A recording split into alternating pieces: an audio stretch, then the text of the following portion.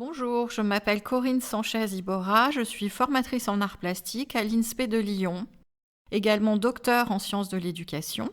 Je travaille depuis longtemps sur la médiation culturelle avec les musées d'art, c'est-à-dire sur la manière de rendre accessibles des œuvres d'art à différents publics, quels qu'ils soient.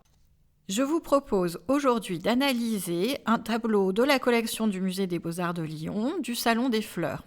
Ce salon, petite pièce, est peu fréquenté des visiteurs ou très rapidement. Je le constate souvent avec mes étudiants. Le tableau s'intitule Fleurs et fruits dans une corbeille d'osier d'Antoine Bergeon. Il date de 1810 et a été peint à l'huile sur une toile. Je vais à présent situer le contexte de ce tableau. Il s'agit d'un tableau qui a été peint un peu après la Révolution française, même bien après, dans le cadre de l'industrie de la soie, parce qu'il fallait relancer l'économie après la Révolution française, et on cherchait des artistes capables de produire des modèles de fleurs pour les soyeux. C'est-à-dire que ces artistes dessinaient des cartons pour tisser ensuite les tissus. D'où la création d'une école des beaux-arts avec une classe de fleurs qui va prendre place au musée des beaux-arts actuel avec des professeurs qui donnent des cours de dessin à des élèves destinés à devenir dessinateurs pour des fabricants de soieries. Dès 1807, c'est le Palais Saint-Pierre, actuel musée, qui devient le cadre de cette école des beaux-arts. Antoine Bergeon, qui est né en 1754 et mort en 1843, est l'un de ses premiers professeurs. La peinture de fleurs devient une spécialité lyonnaise. Pour ce faire, François Artaud, premier conservateur du musée des Beaux-Arts, ouvre en 1811 une salle consacrée à la peinture de fleurs avec des œuvres hollandaises, flamandes et françaises du XVIIIe siècle. Ce salon servira de source d'inspiration aux artistes lyonnais.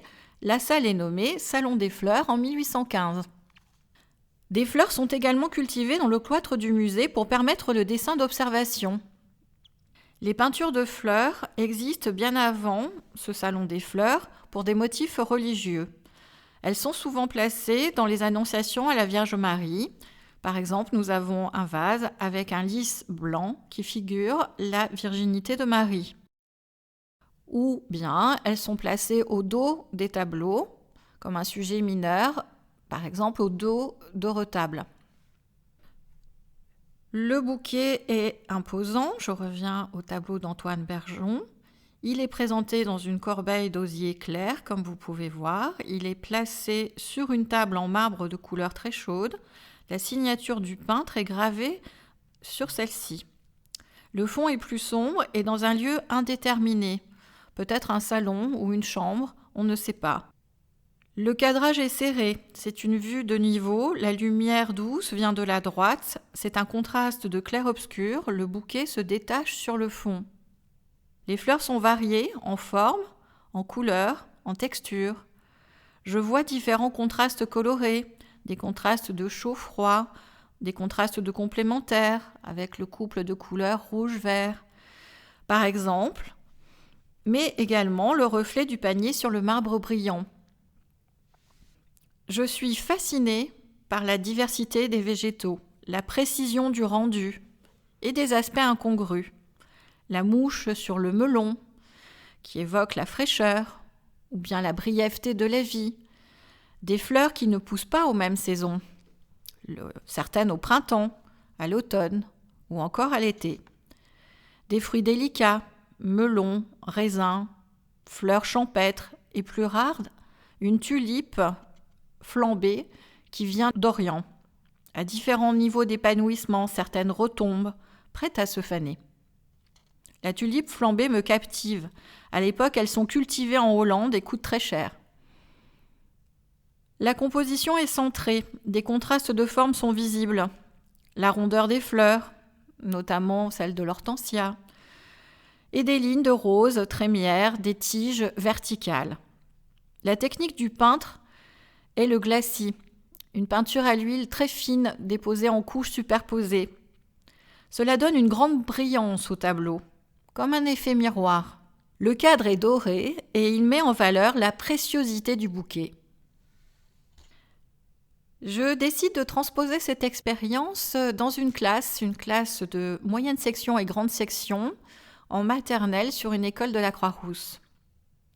Je choisis un autre tableau du même peintre, Antoine Bergeon, qui s'appelle « Fleurs au vase d'albâtre », que je ne peux vous montrer car je n'ai pas les droits. Je travaille avec une PEMF, une professeure des écoles maître formateur, depuis de longues années.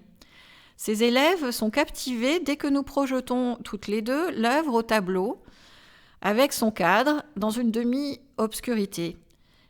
Ils veulent tous prendre la parole. Nous leur demandons de décrire le tableau par des moyens plastiques, les lignes, les couleurs surtout, pour commencer. La PEMF distribue la parole et demande tour à tour aux enfants de venir souligner au tableau blanc les formes, les couleurs, au feutre Velleda. Les élèves réclament de souligner aussi le cadre et les décors du cadre, avec ses feuillages et ses fleurs. Ils remarquent vite la fleur cassée. Ils pensent qu'elle se fane. La maîtresse rallume un bref instant en enlevant la projection du tableau. Les élèves constatent alors qu'il manque les tiges. Ils demandent à compléter.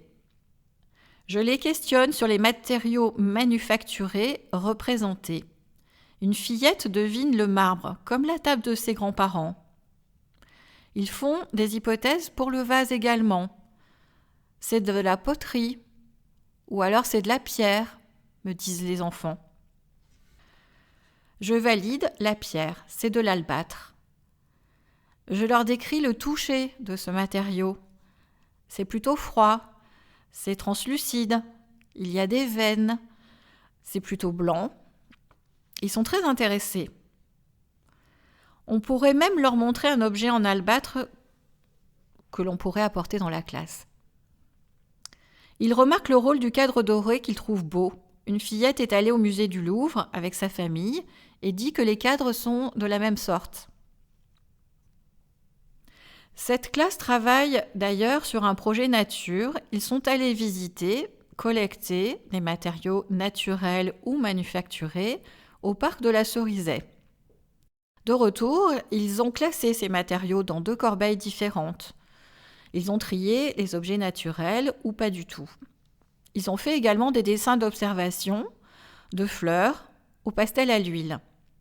Puis des peintures à la gouache avec différents outils, des pinceaux, brosses ou ronds, des fourchettes, mais aussi un chiffon, à partir d'une composition florale achetée par la maîtresse chez une fleuriste.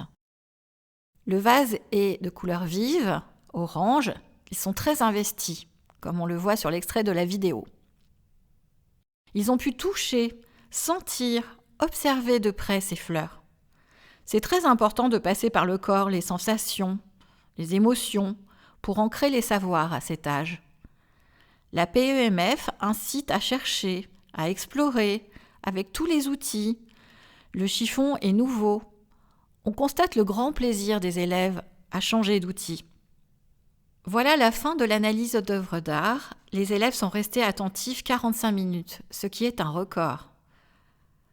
Nous avons fait le choix de la montrer après la production des élèves pour ne pas les influencer.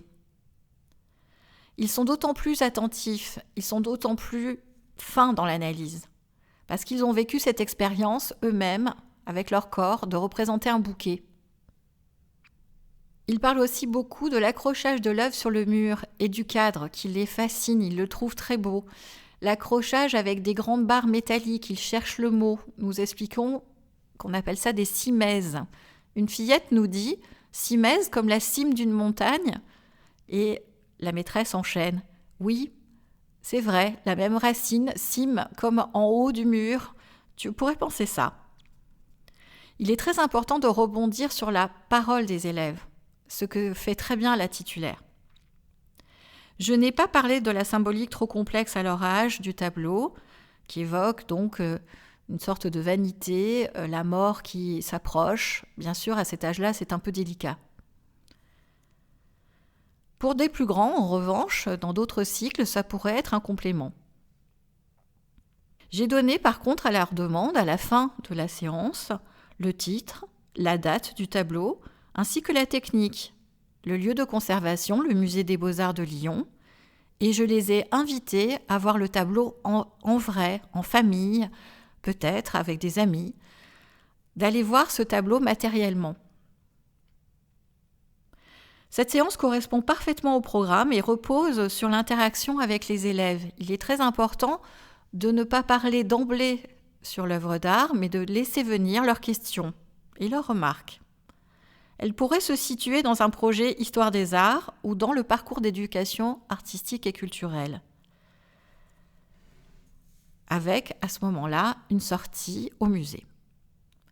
Je vous remercie de votre attention.